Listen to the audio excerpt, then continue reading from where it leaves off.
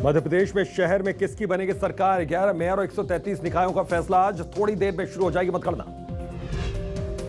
पंचायत एवं ग्रामीण विकास मंत्री के पद से मंत्री टीएस सिंहदेव का इस्तीफा। सीएम बघेल को भेजा इस्तीफा। फिलहाल स्वास्थ्य मंत्री बने रहेंगे टीएस सिंहदेव।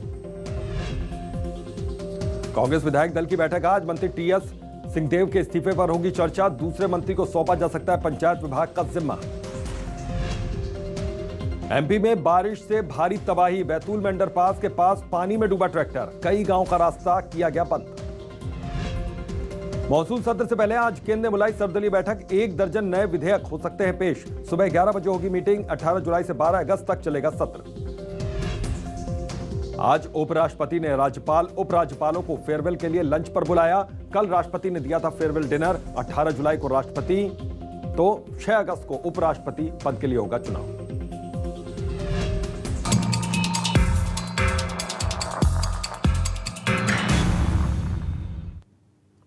नमस्कार, स्वागत है आपका। मैं हूं आपके साथ अभितोष सिंह।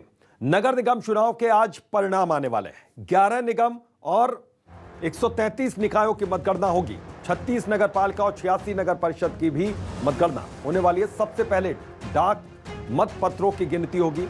इसके अलावा मतपत्रों के बाद ईवीएम के वोटों की गिनती होगी। तो 11 निगम और 133 निकायों की मतगणना आज होनी है। इसके अलावा 36 नगर पालिका और 86 नगर परिषद की भी मतगणना होनी है। तो मतपत्रों के बाद ईवीएम वोटों की गिनती होगी। यहां पर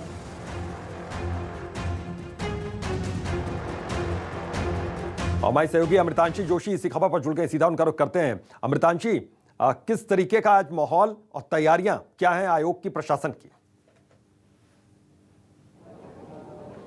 देखिए, खास तैयारियां पूरे भोपाल की अगर हम बात करें तो की गई है। पूरे भोपाल तो सुरक्षा अलर्ट पर रही है, लेकिन जहां पर काउंटिंग हो रही है उस जगह की अगर हम बात करें तो यहां पर सुरक्षा के मद्देनजर काफी खास व्यवस्थाएं की गई है। आप देखिए, यहां पर जो है लगातार अनाउंसमेंट चल रहा है। जो पुलिस विभाग के जो अधिकारी हैं वो लगातार यहाँ पर मौजूद है। और सुरक्षा के मद्देनजर अगर हम बात करें तो यहाँ पर भारी पुलिस बल के साथ QRF दल भी तैनात है। QRF दल बाहर चेकिंग करने में जुटे हुए हैं, तो वहीं अंदर पुलिस बल तैनात है।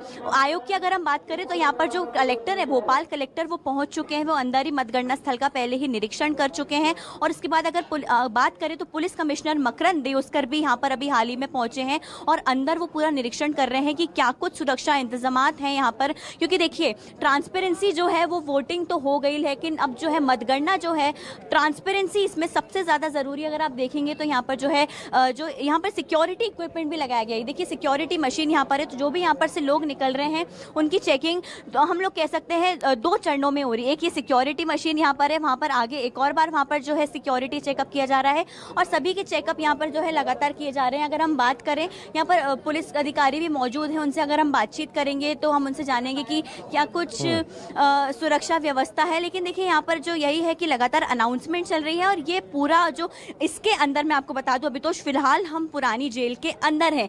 यहाँ पर बैरिकेटिंग की गई है। एक तरफ से महिलाएं जा सकती हैं, एक तरफ से पुरुष जा सकते हैं। बैरिकेटिंग यहाँ पर की गई है। और खास बात यह है कि यहाँ अंदर आप जो मेरे पीछे देख रहे हैं, यहीं पर स्ट्रांग रूम है। ऊपर में एक बार आपको नजारा दिखाना चाहती हूँ। यहाँ पर 7 हॉल आपको दिख रहे होंगे। सबसे पहला हुजूर, बैरागढ़, MP नगर, शहर, गोविंदपुरा, TT नगर, कोलार, अलग अलग हॉल यहाँ पर विधानसभा वार क्षेत्रों के हिसाब से बनाए गए हैं और उसी हिसाब से यहाँ पे काउंटिंग होगी। हॉल नंबर 8 जो है, अगर आप कोने पर देखेंगे तो वो डाक मतपत्र की महापौर की गणना का है। डाक मतपत्र की गिनती मैं आपको बता दूं, अभितोष 9 बजे से यहाँ पर शुरू हो चुकी है। आधे घंटे तक डाक मतपत्र की गिनती यहाँ पर चलेगी और उसके बाद डाक मतपत्र के बाद यहाँ पर जो है पार्षदों के और महापौर प्रत्याशियों की जो ईवीएम है वो यहाँ पर खोलने लगेंगे, जिसमें जनता का फैसला बंद है। देखिए, अलग अलग क्षेत्रों के हिसाब से, विधानसभा के हिसाब से इसलिए भी बांटा गया है क्योंकि 398 पार्षद प्रत्याशी हैं, 2160 यहाँ पर ईवीएम है। देखिए, यहाँ पर सभी अधिकारी तैनात है, चाहे महिला पुलिसकर्मियों की बात करें या पुरुष पुलिसकर्मियों की बात करें, सभी यहाँ पर तैनात है। और सुरक्षा के मद्देनजर तो खास इंतजाम है ही। आयोग के अंदर पूरी तैयारियां हैं। हम लोग जब अंदर का जायजा लेके आए, हालांकि वहां पर कोई भी इलेक्ट्रॉनिक इक्विपमेंट अलाउड नहीं है। अंदर का जायजा लेके आए तो ये मालूम पड़ा कि मतपत्रों की गिनती जो है वो शुरू हो चुकी है। विधानसभा वार यहाँ पर क्षेत्रों को बांटा गया है। देखिए, जनता का जो फैसला है वो तो ईवीएम में कैद ही है। आज शाम तक पूरी तरीके से साफ हो जाएगा कि क्या कुछ जनता ने चुना है, किसको जनता ने चुना है, क्योंकि ये जो खास हम कह सकते हैं चुनाव है 6 से 7 साल बाद जो हो रहे हैं, पूरा फैसला जनता का यहाँ पर आज सामने आ जाएगा। और मैं आपको बता दूं कि जो महापौर प्रत्याशी मालती राय वो अंदर पहुंच चुकी हैं, उनके साथ जो अभिकर्ता हैं वो अंदर पहुंच चुके हैं। सुबह से ही यहाँ पर लाइन लग गई थी, सुबह 6 बजे से ही यहाँ पर लाइन लग चुकी थी अभिकर्ताओं की। फिलहाल जो सभी अभिकर्ता हैं, जितने भी पार्षद और महापौर प्रत्याशियों के साथ वाले थे, वो अंदर पहुंच चुके हैं। तो थोड़ी ही देर में हम बात करें, अगर आधे घंटे में यहाँ पर काउंटिंग शुरू होने वाली है डाक मतपत्रों की गिनती के बाद। और ये मौका खास है अभितोष। देखिए, यहाँ पर लगातार जो दिग्गज हैं, दिग्गज दम झोंकते हुए नजर आए, चाहे हम सीएम शिवराज की बात करें या पूर्व सीएम कमलनाथ की बात करें। बड़ी बड़ी रैलियां, बड़े बड़े रोड शो, दोनों ही दिग्गज यहाँ पर करते हुए नजर आए हैं। चाहे मालती राय की, जितेंद्र जमदार की, योगेश ताम्राकिर की, कितने भी महापौर प्रत्याशियों की हम बात करें, कितने भी लोग हैं, सभी के लिए दिग्गज पूरी तरीके से जम जाए। तो ये जो जगह है, आज ये जगह फैसला करेगी कि भोपाल की महापौर की गद्दी पर किसका राज होगा, या बीजेपी या कांग्रेस। और जितने भी पार्षद प्रत्याशी हैं, क्या उनकी किस्मत संवरेगी या उनकी किस्मत बिगड़ेगी, आज यहाँ पर ये पूरा फैसला होने वाला है। और थोड़ी ही देर बाद ये जो मतगणना का सिलसिला है वो शुरू होने वाला है डाक मतपत्र के बाद। और इसके बाद धीरे धीरे दिन तक हम अगर बात करें 2 से 3 बजे तक रुझान जो है वो आने यहाँ पर शुरू हो जाएंगे। तो रुझान जैसे जैसे आने शुरू होंगे तो पता लगता जाएगा कि किसकी किस्मत यहाँ पर जीत रही है या रुझान आने शुरू हो किसकी जाएंगे। बतांशी नजर बनाकर रखिएगा। हेमंत हमारे सहयोगी इंदौर से जुड़ गए हैं। हेमंत, किस तरह की तस्वीरों से आप रूबरू हो रहे हैं? क्या तैयारियां हैं, क्या व्यवस्था है वहां पर? हाँ, देखिए, बिल्कुल अभितोष में ये मतगणना केंद्र पर मौजूद हूँ। यहाँ पर ये नेहरू स्टेडियम में मतगणना केंद्र बनाया गया है। यहाँ पर प्रॉपर बैरिकेडिंग के साथ में पुलिस के सुरक्षा इंतजाम यहाँ पर किए गए हैं। अब से कुछ देर पहले यहाँ पर एक नज़ारा देखा गया था कि जो यहाँ पर कांग्रेस से महापौर प्रत्याशी हैं वो यहाँ पर धरने पर बैठ गए थे। दरअसल अंदर आने की अनुमति को लेकर विवाद हुआ था और अपने जो कार्यकर्ता थे उन्हें वो अंदर लाना चाहते थे, जिसको पुलिस ने रोका। इंदौर में आपके हेमंत, मैं आपके पास दोबारा लौटता हूँ। वहां पर आप बातचीत अपनी जारी रखिएगा। इस बीच में एक इंदौर से अहम खबर आ रही है। यहां पर धरने पर बैठे कांग्रेस प्रत्याशी संजय शुक्ला, प्रशासन और पुलिस पर गुंडागर्दी का आरोप उन्होंने लगाया।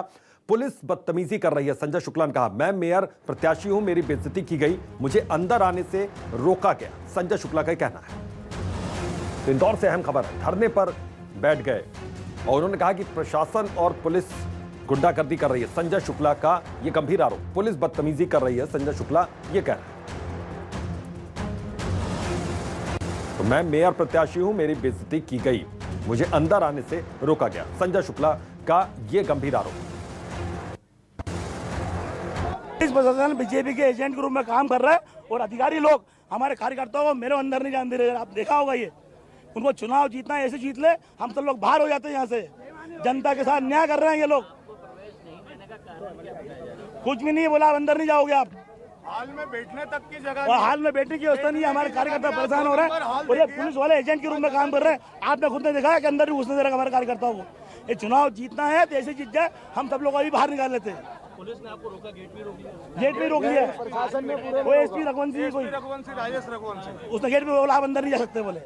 तो संजय शुक्ला की नाराजगी आपने देखी। हेमंत शर्मा हमारे सहयोगी वहीं पर मौजूद हैं इंदौर में। हेमंत, ये क्या रहा पूरा मामला? संजय शुक्ला की नाराजगी की असल वजह क्या रही?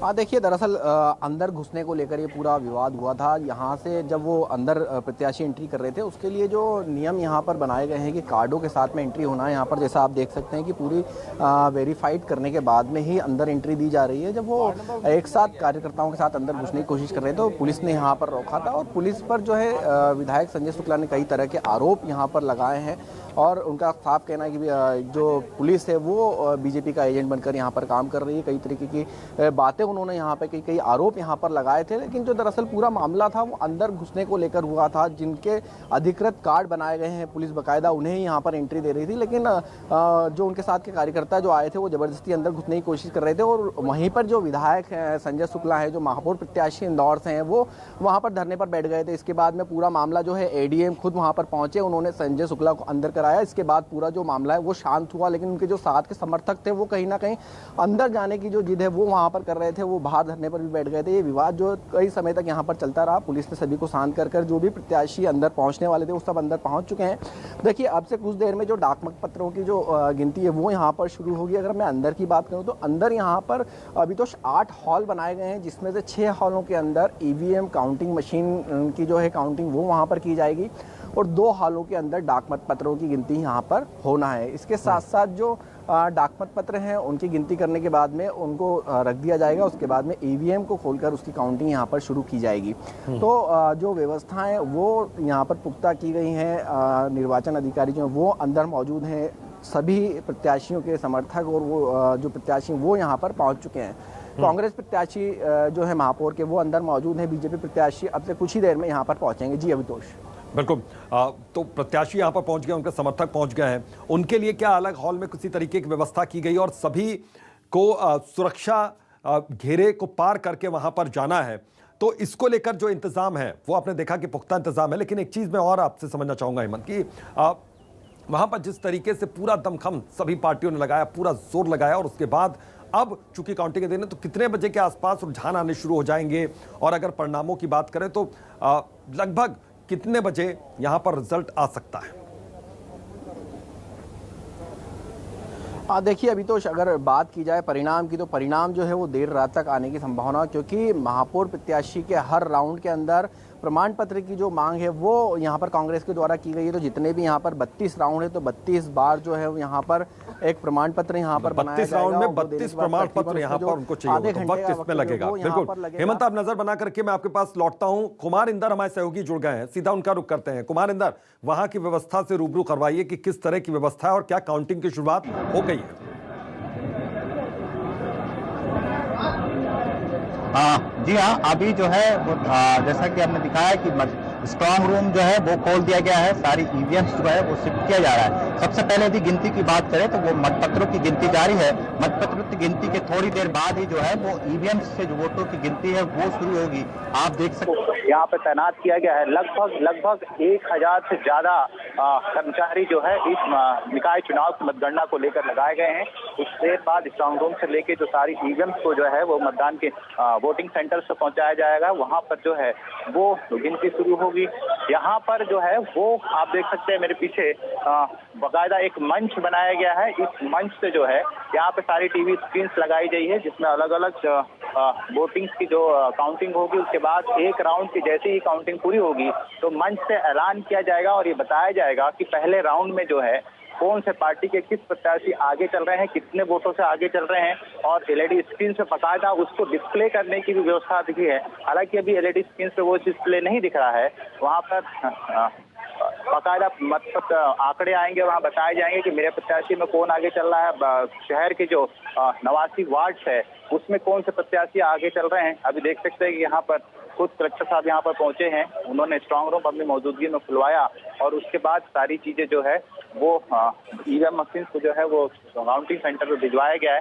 तो कह सकते हैं कि पार्षद पद के लिए जो है कुल 364 प्रत्याशी जो है इस बार मैदान में है। वहीं मेयर प्रत्याशी के लिए 11 मेयर पद के लिए 11 प्रत्याशी इस बार जो कुल मैदान में है।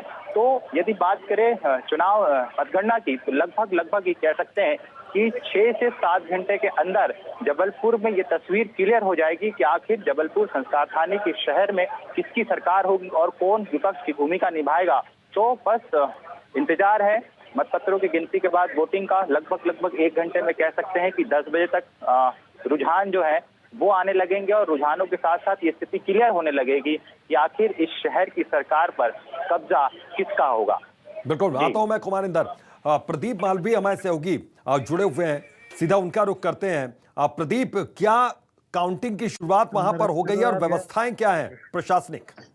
देखिए, डाक मतपत्रों की गिनती यहाँ शुरू हो गई है। जैन कलेक्टर आशीष सिंह भी यहाँ मतगणना केंद्र पर पहुंच चुके हैं। अंदर बड़े सुरक्षा और पर्याप्त इंतजाम किए गए हैं। हमारे साथ यहाँ पर जो भाजपा से महापौर पद के प्रत्याशी हैं मुकेश टटवाल जी, वो मौजूद हैं। हम उनसे यहाँ चर्चा करेंगे।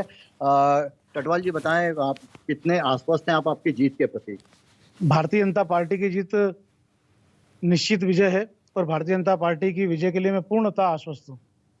किन मुद्दों को लेकर आप जनता के बीच में गए थे और क्या क्या प्रभावी मुद्दे हैं आपके? क्या आपने जनता को किस प्रकार अपने भरोसे में लिया है? देखिए, भारतीय जनता पार्टी हमेशा से विकास के कार्य करती आई है और विकास ही काम भारतीय जनता पार्टी का है। विकास के माध्यम से जन सेवा करना, जन कल्याणकारी योजनाओं का क्रियान्वयन करना, उनको लाभ देना, और इसका इतना प्रभाव है कि जन कल्याणकारी योजना हमारे माननीय प्रधानमंत्री जी नरेंद्र जी मोदी की हो या शिवराज सिंह जी चौहान मुख्यमंत्री जी की हो, इनकी योजनाओं का लोगों के जीवन पर व्यापक असर हुआ है। उन लोगों का जीवन स्तर बदला है, लोगों का दिनचर्या बदली है और उसका लोगों के जीवन में काफी प्रभाव है। और इन सभी योजनाओं का प्रभाव तो ही था और भारतीय जनता पार्टी के कार्यकर्ताओं की मेहनत। जनता का यदि आपको आशीर्वाद मिलता है तो आप कैसे खरे उतरेंगे? क्या कार्य योजना बनाई है कार्य करने की आपने? जनता का विश्वास निश्चित रूप से मिलेगा, उनका आशीर्वाद मिलेगा और उज्जैन के विकास को ट्रिपल इंजन की सरकार की रफ्तार से चलाएंगे। बहुत सारे कार्य की योजना बनाई है, पहले पार्टी की हमारी योजना है, और भी जो योजनाओं को किस प्रकार से तीव्र गति के साथ हम काम कर सकते हैं वो सब बनाइए। लेकिन आज अभी मतगणना हो जाए, उसके बाद मैं आपको विस्तार से बताऊंगा। मतगणना लेकिन हो जाए, योजना मैंने उसके बाद बताई और इंतजार समय पर सभी को होगा। चर्चा हुई तब भी मैंने अपने बारे में बताया, योजनाओं के बारे में बताया कि नगर निगम में लोगों को चक्कर नहीं काटना पड़ेगा। नगर निगम मोहल्लों तक जाएगी, घर घर तक जाएगी और नगर निगम के द्वारा जितनी भी संचालित काम है, जितनी भी योजना है, उसके सुलभता से नागरिकों को उपलब्ध होगी। बिल्कुल प्रदीप, आप बने क्या हमारे साथ। तो सभी लोग, सभी हमारे रिपोर्टर्स, हमारे सहयोगी जगह जगह मौजूद हैं, पल पल की अपडेट हम दे रहे हैं।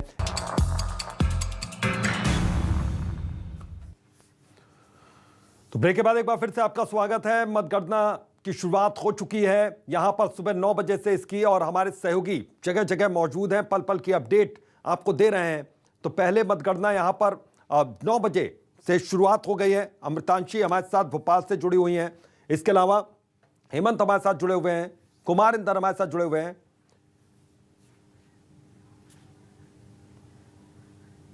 और राकेश चतुर्वेदी हमारे सहयोगी इसी खबर पर जुड़े हुए हैं। सीधा उनका रुख करते हैं। राकेश, क्या अपडेट मिल रही है? शुरुआत हो गई है, किस तरीके से तैयारी यहां पर है और क्या क्या दावे हैं बीजेपी के और कांग्रेस के? और ये तुमने थोड़ा कट कर दिया।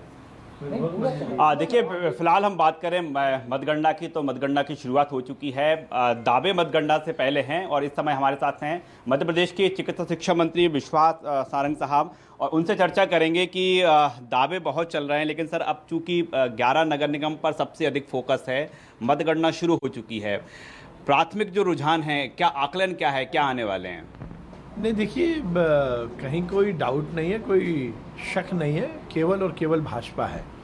गांव में भाजपा का कमल खिला है, शहर में भी भाजपा का ही कमल खिलेगा। पंचायत के चुनाव, जनपद के चुनाव में जिस प्रकार से आंधी चली है भाजपा के पक्ष में, वही आंधी शहरों में भी चलेगी।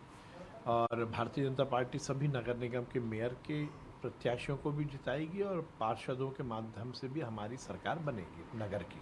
कांग्रेस की बात करें तो कांग्रेस एक बात तो कह रही है कि सारे नगर निगम पर कब्जा नहीं है, लेकिन हाँ, ये बात जरूर कही जा रही है कि करीब 8 नगर निगम हमारे हैं, ये कांग्रेस का दावा है। देखिए, हाथ कंगन को आरसी क्या, पढ़े लिखे को फारसी क्या, क्या जल्दबाजी? अभी 1-2 घंटे 4 घंटे रुक जाइए, दूध का दूध और पानी का पानी सामने आ जाएगा।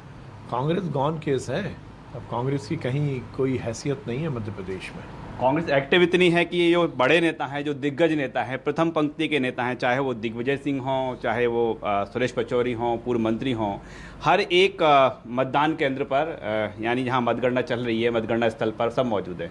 कहीं कोई नहीं है। देखिए, आप एक 8वां आश्चर्य हो जाएगा जब कांग्रेस एक हो जाएगी। गुट और गिरोह में बटी हुई पार्टी ना एक होगी, ना विचार से, ना नेता से, ना नीति से, ना नियत से। हर जगह केवल और केवल अंधकार है कांग्रेस में। ये तो अपने आप को कमलनाथ जी सबसे बड़ा नेता प्रदर्शित करना चाहते हैं, इसलिए उन्होंने मैसेज दिया कि दिग्विजय सिंह कहाँ के नेता, केवल एक नगर निगम के, भोपाल में रहो। गोविंद सिंह तुम हो गए होगे नेता प्रतिपक्ष, केवल ग्वालियर तक तुम्हारी हैसियत है। सुरेश पचौरी तुम्हारा गॉन केस है, इंदौर जाओ और वहाँ पर बैठो। और ये मैसेज देकर, ये लिस्ट निकाल कर उन्होंने मैसेज दिया है कि यदि कोई नेता है तो वो केवल मैं हूँ। इसलिए कमलनाथ जी ने ये लिस्ट निकाल ली और कह रहे हैं ये हेलीकॉप्टर तैयार रखा है। अरे आप 15 महीने ज़मीन पर उतर जाते तो ये हेलीकॉप्टर में हवा में घूमने की ज़रूरत नहीं पड़ती। 15 महीने सरकार थी कमलनाथ जी, आपने मध्य प्रदेश का बेड़ा गर्क कर दिया, जनता के साथ कुठाराघात किया, भ्रष्टाचार को आगे बढ़ाया, ना शहर की चिंता की, ना गाँव की चिंता की। और अब इस तरह के बयान इस बात का परिचायक है कि वो हार मान चुके हैं। कभी ईवीएम पर इल्ज़ाम, कभी चुनाव आयोग आप ये जो दावा कर रहे हैं किस आधार पर है? आपके मुद्दों पर है, आपका जो चुनावी मैनिफेस्टो उसके आधार पर है? कांग्रेस को कहाँ देख रहे हैं 11 नगर निगम में से? भारतीय जनता पार्टी तो हर समय विकास के एजेंडे पर चुनाव लड़ती है। हम अपने कार्यक्रम पे चुनाव लड़ते हैं, हम लफ्फाजी पर चुनाव नहीं लड़ते। ये कांग्रेस करती है कि अनर्गल बातें करना, कन्फ्यूजन क्रिएट करना, धर्म की बात करके धर्म से धर्म को लड़ाना, जाति से जाति को लड़ाना। हम तो विकास की बात करते हैं, कल्याण की बात करते हैं, चाहे लोकसभा का चुनाव, विधानसभा का चुनाव या नगर निकाय का चुनाव या गांव का चुनाव। हमारा एजेंडा विकास की बात करते हैं, ये कहना है विश्वास सारंग का, ये दावा है राकेश। तो जीत का दावा उन्होंने कहा, साथ ही साथ कांग्रेस पर निशाना साधा है। बहुत बहुत शुक्रिया इस तमाम बातचीत के लिए, इस तमाम जानकारी के लिए। और कुमार इंदर हमारे सहयोगी जुड़े हुए हैं। कुमार इंदर, किस तरह की तस्वीरों से आप लगातार यहाँ पर रूबरू हो रहे हैं? काउंटिंग की क्या शुरुआत हो चुकी है यहाँ पर? अभी काउंटिंग की बात करें तो वो शुरुआत हो चुकी है और कुल मिला के आप बताएं कि 10 से लेकर 24 राउंड तक, मतलब मिनिमम जो है वो 10 राउंड होंगे और मैक्सिमम 24 राउंड जो है वो काउंटिंग होगी। और लगभग ये कहना है कि 8 घंटे तक जो है वो काउंटिंग चलेगी। 1303 वो काउंटिंग चलेगी। 364 प्रत्याशी जो है इस बार वो शहर के पार्षद पद के लिए है, वहीं मेयर पद के लिए कुछ 11 दावेदार जो है वो मैदान में। हालांकि एक बात क्लियर कर दे कि यहाँ पर मुकाबला सिर्फ और सिर्फ कांग्रेस और बीजेपी के बीच में है। कुछ जगह पर 2-4 सीटों में एआईएम और ओवैसी की पार्टी और आप पार्टी 1-2 जगह पर जो है वो बीजेपी का गणित बिगाड़ सकती है, लेकिन मुख्य मुकाबला जो है वो कांग्रेस और बीजेपी के बीच में ही है। खास बात यह है कि टक्कर कांग्रेस और बीजेपी के बीच में। कुमार इंदर, नजर बनाकर रखिएगा, आपके पास दोबारा लौटेंगे। फिलहाल के लिए बहुत बहुत शुक्रिया। और कर्ण मिश्रा ग्वालियर से हमारे साथ जुड़ गया हमारे सहयोगी। कर्ण, किस तरह की इस वक्त आबो हवा वहां पर देखने को मिल रही है? क्या काउंटिंग की शुरुआत हो चुकी है वहां पर? देखिए, बिल्कुल जिस तरह से पूरी प्रक्रिया तैयार की गई थी उस आधार पर ग्वालियर में डाक मतपत्र महापौर पद के लिए उनकी गिनती शुरू हो गई है, जिनकी संख्या जो है वो 1492 बताई जा रही है। इसके अलावा पार्षद पद के लिए जो डाक मतपत्र हैं उनकी भी काउंटिंग शुरू हो चुकी है। और जब ये डाक मतपत्र की काउंटिंग पूरी हो जाएगी उसके बाद जो है वो ईवीएम के जरिए काउंटिंग शुरू हो जाएगी। लिहाजा अगर पूरी तरह से हम देखते हैं तो ग्वालियर में 66 वार्ड हैं और एक महापौर के लिए मतगणना वर्तमान में शुरू हो चुकी है। उस लिहाज से यदि मैं महापौर की बात करता हूं तो महापौर पद पर 7 प्रत्याशी जो है वो इस मैदान में हैं। इसके अलावा 66 वार्डों में 358 प्रत्याशी जो है वो चुनावी मैदान में।